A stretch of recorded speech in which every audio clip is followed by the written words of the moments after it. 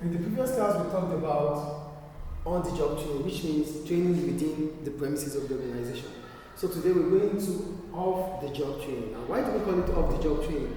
We call it off-the-job training because this training is carried out from outside of the organization. So as an employee, you are being trained from outside of the organization. That means you've undergone an off-the-job kind of training. So here I go. It's a form of training which occurs from outside of the company, and it is carried out by specialists. So it is done by specialists. That's why we call it off-the-job training. So what are the types of off-the-job training we have? We have demonstration.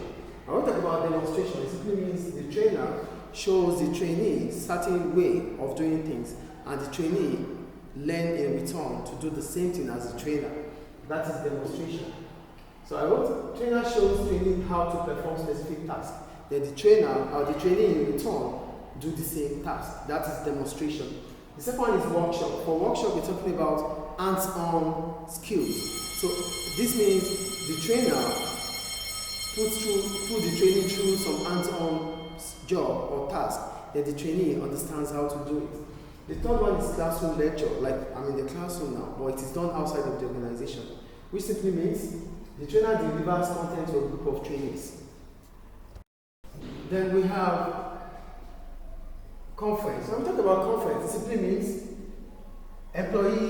people are gathered to share knowledge and idea. That is what conference is. It's also off-the-job training, which simply means we can, as we gather, and we can gather in a place and share knowledge and ideas about things, about operations. That's also off-the-job training. So what are the advantages of off-the-job training? Number one, employees can devote their full attention.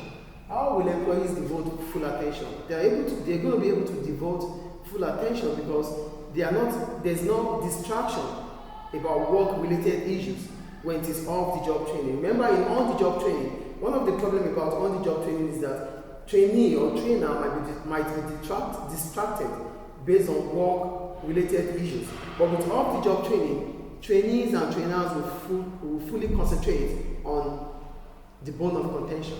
The second one, training delivered by experts in specific area, which means because it's off-the-job training, the trainer are specialists, they are experts, and which means the kind of training that they would get might be of great quality.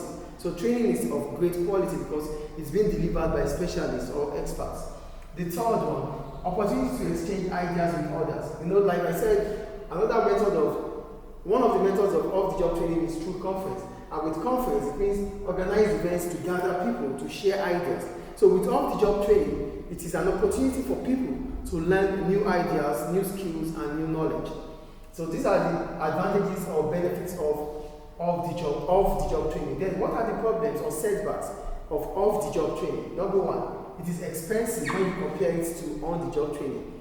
Off-the-job training is expensive because it has to be carried out by specialist firms. And engaging specialist firms, they are also profit-making firms, so they have to make profit, and as a result of that, they have to charge higher prices, which might be quite expensive for the business. Two, it may not meet the need of the company.